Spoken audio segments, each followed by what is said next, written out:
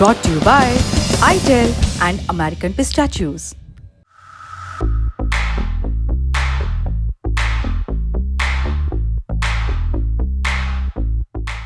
पहली सुर्खी बिहार से है। राज्य के डिप्टी सीएम और वित्त मंत्री सम्राट चौधरी ने आज विधानसभा में 2025-26 का बजट पेश किया। 2025 के आखिर में होने वाले चुनाव से पहले ही नीतीश सरकार का यह आखिरी बजट है। सम्राट चौधरी ने 3,17,000 करोड़ का बजट पेश किया।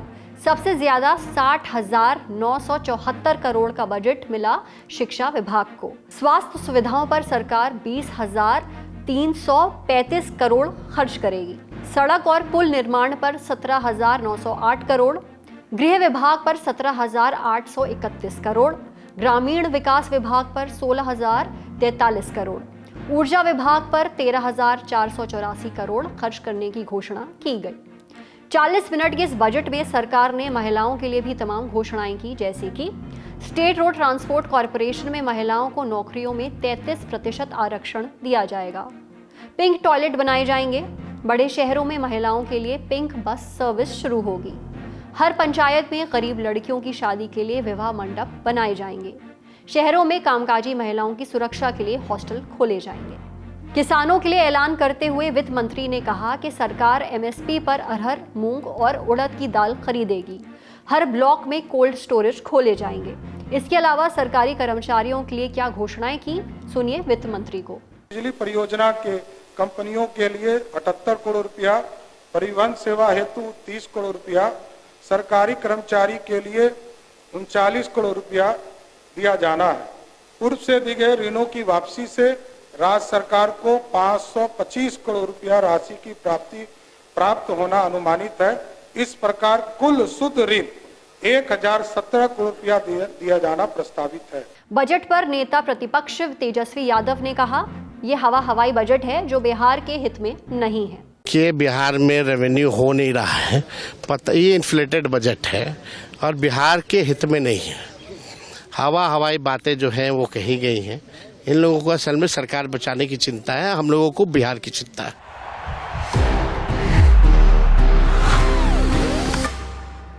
That's the power of pistachio. अगली सुर्खी में बात सोशल मीडिया पर चल रही बहस की। पहले ये पोस्ट देखिए।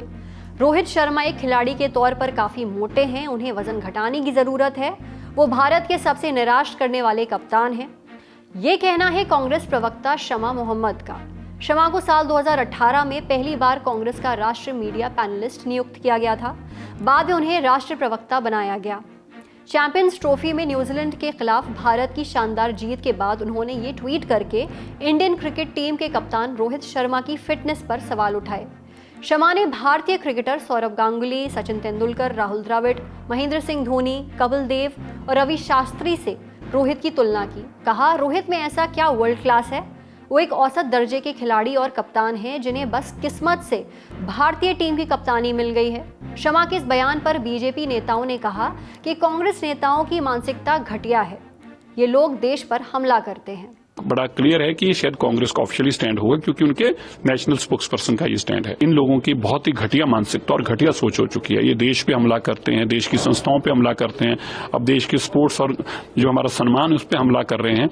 इनको लगता है कि राहुल बाबा ही सब कुछ होना चाहिए, इनको उनके अलावा कुछ दिखता नहीं है। कांग्रेस नेता पवन खेड़ा ने भी मामले पर ट्वीट किया। कहा, डॉक्टर शर्मा की टिप्पणियां पार्टी के आधिकारिक दृष्टिकोण का प्रतिनिधित्व नहीं करती हैं। उन्हें एक्स से संबंधित सोशल मीडिया पोस्ट हटाने का निर्देश दिया गया है। पार्टी किसी भी खिलाड़ी को कम आंकने वाले बयान का समर्थन नहीं करती। एक बयान टीएमसी सांसद सौगत राय का भी था।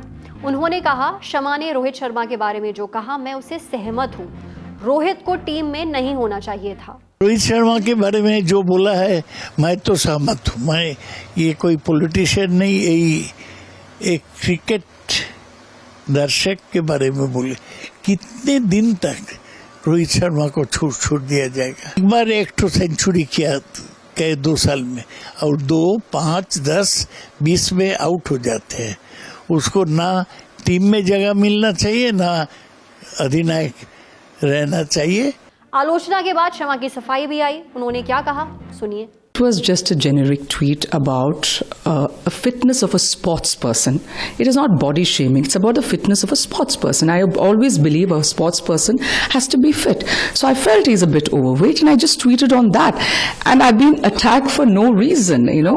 And when I compared him to the other captains, previous captains, I put in a statement because I found him, I have the right, it's a democracy. What is wrong in saying? हालांकि इतनी आलोचना के बाद शमा ने अपना tweet delete कर दिया है। इस खबर में इतना ही। रुख करते हैं अगली सुर्खी का। बहुजन समाज पार्टी की मुखिया मायावती ने अब अपने भतीजे आकाश आनंद को ही पार्टी से निष्कासित कर दिया है। आकाश आनंद पर कड़ा एक्शन लेते हुए मायावती ने उन्हें पार्टी से निकाले जाने का ऐलान अपने आधिकारिक एक्स हैंडल पर पोस्ट करके किया है। लिखा, बीएसपी की ऑल इंडिया की बैठक में कल श्री आकाश आनंद को नेशनल कोऑर्डिनेटर सहित सभी जिम्मेदारियों से मुक्त कर दिया था, जिसका उसे पश्चाताप करके अपनी परिपक्वता दिखानी थी। लेकिन इसके विपरीत श्री आकाश ने जो अपनी लंबी चौड़ी प्रतिक्रिया दी, वो उसके पछतावे और राजनीतिक मैच्योरिटी का प्रतीक नहीं है। इसके पहले मायावती ने रविवार 2 मार्च को आकाश आनंद को पार्टी के नेशनल कोऑर्डिनेटर तथा अपने उत्तराधिकारी समेत सभी पदों से हटा दिया था। बीते 1 साल के भीतर मायावती ने आकाश आनंद पर दूसरी बार कार्रवाई की है। साथ ही उन्होंने घोषणा की थी कि अब उनके जीते जी उनका कोई उत्तराधिकारी नहीं बनाया जाएगा। उन्होंने अपने भाई आनंद कुमार यानी कि आकाश के पिता एवं पार्टी के राष्ट्रीय उपाध्यक्ष और केंद्रीय कोऑर्डिनेटर रामजी गौतम को नेशनल कोऑर्डिनेटर बनाने के साथ देश भर में पार्टी संगठन को मजबूत करने की जिम्मेदारी सौंपी है। 2 मार्च की कार्रवाई के बाद आकाश आनंद ने सोशल मीडिया पर लिखा था, आदरणीय बहन कुमारी मायावती जी द्वारा मुझे पार्टी के सभी पदों से मुक्त करने का निर्णय मेरे लिए व्यक्तिगत रूप से भावनात्मक है, लेकिन साथ ही अब एक बड़ी चुनौती भी है। परीक्षा कठिन है और लड़ाई लंबी है। अगली सुर्खी सुप्रीम कोर्ट से। आज सुप्रीम कोर्ट ने केंद्र सरकार को एक नोटिस जारी किया है। नोटिस उन याचिकाओं पर जिनमें आपत्ति उठाई गई थी कि केंद्र सोशल मीडिया से यूजर के कंसेंट के बिना उनका कंटेंट हटवा रही है। याचिका फाइल की थी सॉफ्टवेयर फ्रीडम लॉ सेंटर ने। कहा था कि एक्स वाले केवल सरकार के नोटिस पर ही कंटेंट हटवा दे रहे थे, यूजर से पूछ भी नहीं रहे हैं। बेंच थी जस्टिस BR गवई और जस्टिस ऑगस्टीन जॉर्ज मसीह की। उन्होंने कहा कि अगर किसी अकाउंट का यूजर आइडेंटिफाई किया जा सकता है तो क्या उसका कंसेंट नहीं लिया जा सकता, क्योंकि प्रथम दृष्टया तो यही लगता है।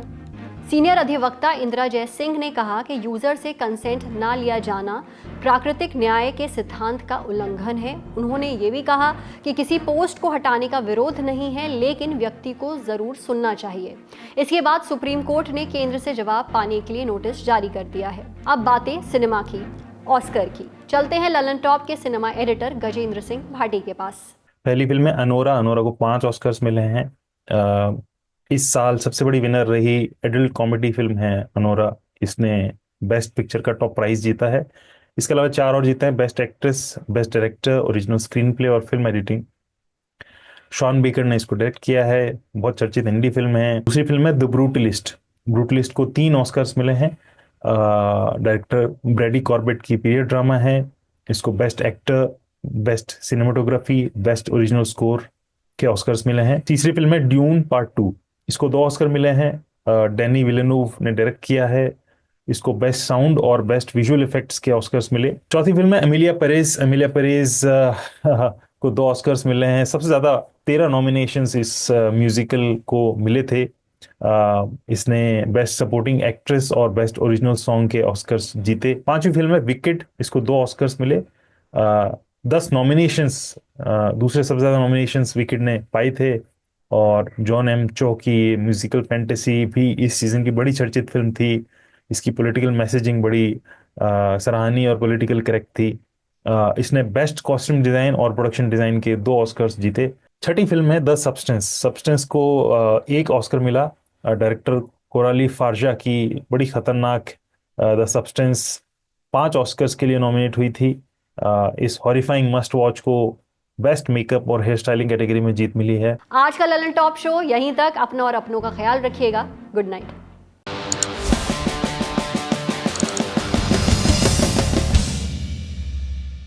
बिक्की जॉन प्यार का भूखा, काऊ के धन दौलत का नाव। अंधेरा मुझे प्रिय है, मुझे अंधेरे की औलादों से क्या नफरत होगा। फिर अपनी आजा गुफाओं में आ मेरा फेवरेट गाना है बस।